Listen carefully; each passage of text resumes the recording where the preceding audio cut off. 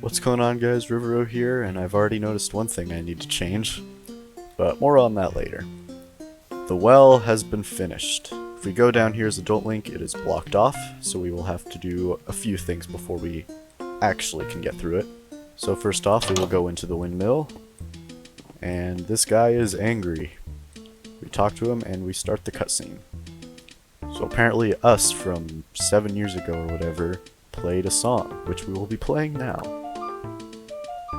So we play it again and he gets mad at us, and the windmill speeds up. And now we have to go back here as a child.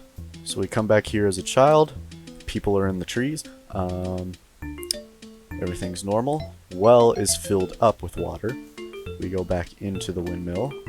This guy is still happy, but if we play the Song of Storms here, we begin a cutscene where the well has been drained. Talk to this guy and he's like, it's going too fast. Whee! This is going to be a pretty short video, honestly, because the well is a very small temple, but it still has a lot to offer. First off, we have more holes like this, similar to Kokiri Forest, and we go down here, which reveals a large skulltula.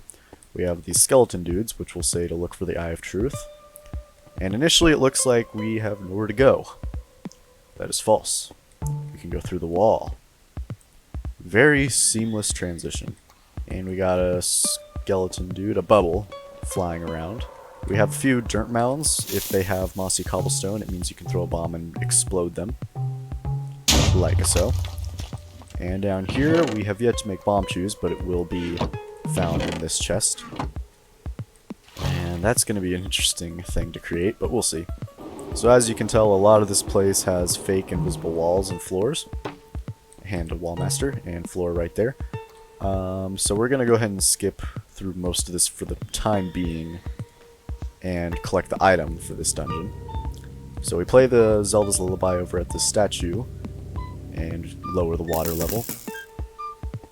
Oh, another thing that's cool is if we walk this way, Navi will give us some hint. If we walk the other way, she won't say anything, so it shows that this is specifically the thing she's reading. And it says danger from above, a skulltula appears, and on the other side, she says danger below, and if we walk up, or down I should say, we fall.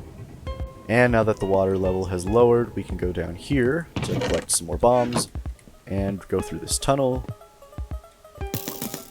past the skulltula, and we're already at the technical boss of this dungeon.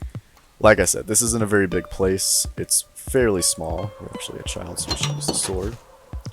But yeah, this is pretty much the only like real new thing, which is really cool. I'm super happy with how this turned out. As usual. Dead hand. The hands grab you, eventually they'll let go and you can run away. And if we let this guy get close to us, his head will come down. And if we get away, he'll start chasing us again. And he'll attack us. He'll bite us specifically. We can kill the hands if we want to. They will eventually return, and we do need them to summon the boss every time he leaves the ground. If we wait a while and he keeps chasing us, oops. Yeah, there he goes, down into the ground. But anyways, once he's on the ground, if we hit him, or above ground, and we hit him 2 times, he will run away and go underground again. In which case, oh, you might have noticed that there's something here. If we right-click it, boom, a chest with a huge ruby. We will find the correct way to actually see this in a second. But once he goes underground and we have to get grabbed again, he will appear. So we'll go ahead and just finish him off, because that's pretty much all he has to offer. You hit him, he runs away, hides, you get grabbed, he comes back to show you his bite, and continue the cycle. It's very creepy. And there we go. Once you kill him, he lays there dead for a while and then disappears. And before anyone asks, I don't plan on adding blood or anything to it because I am copying the 3DS version of the game and not the GameCube version. If the 3DS version had blood and stuff, I would do that, but I'm copying specifically the 3DS version. Once we have killed Dead Hand, the Lens of Truth in this chest appears. Now this is how you actually see this chest in reality, is you right-click the Lens of Truth to make it appear, which is similar with all the walls in the area as well. But specifically, this is actually a grindstone, if you can see that very briefly. That says repair and disenchant. And that's how I make it appear with the chest. The reason it's disappearing after using the lens is just because it had stuff inside still. So once you take all the contents out, it remains visible. And now we can escape and explore the rest of the dungeon. So right off the bat, we'll just kind of show off how many invisible areas there actually are. It's pretty cool to look between the two. You can see that this is where the falling area was, and there's more little traps here and there around the area. And there's a secret one here that you might miss if you walk towards this chest, which has the compass. This will help us know how many chests are left. 8 chests remaining. And let's go ahead and look at the last new thing in this area that's completely different, which is the Gibdo. Same thing as the redid, except Gibdo version. Go ahead and kill him to receive nothing. And there's a heart in this little grave thing. And if we go ahead and light the other graves, oops, like so, we will reveal nothing in that one. We'll have 2 keys in this one with a heart. Have a Gibdo come out of this one. In this one we have 2 more keys. And finally, in this one we have keys and a key. We'll go ahead and use it on this room first. Oh yeah, I guess there is another enemy in here as well. I forget how many things I had to make in this. So basically they're just flying pots. They come at you until either hitting you or the wall, and then they die. There's a few more chests here and there, just little basic items, nothing too extreme. What's really important though are these hidden walls with small keys in them. There's one over there and one over here. And now we have all the keys. So in the room over here on the other side, we have this area which contains a gold skulltula over there. If we use the lens of truth, we can see that we're actually walking on an invisible floor, but we can fall down through this way. And now we're in the basement area. Nothing too exciting down here.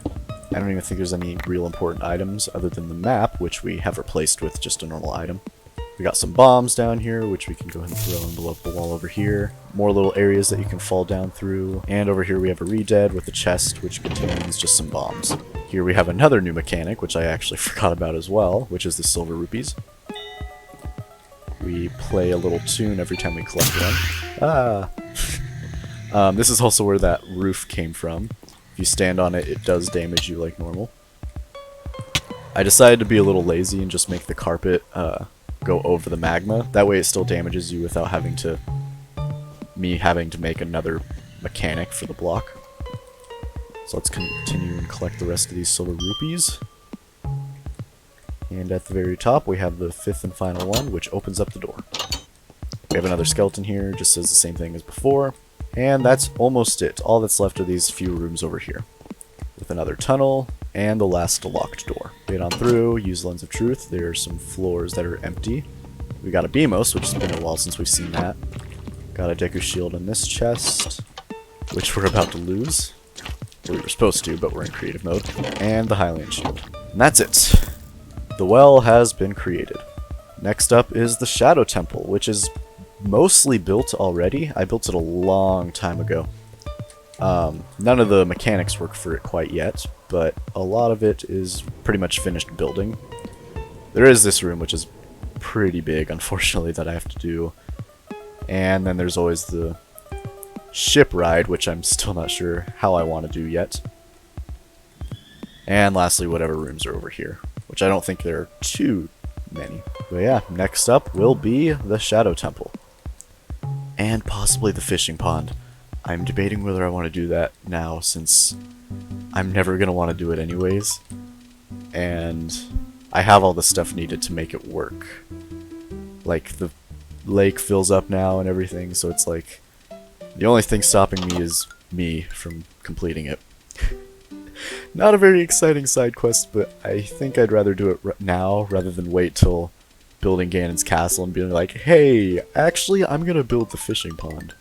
So that'll probably be next in reality. Oh, one more thing, I almost forgot about this. I finished the Gerudo Desert build.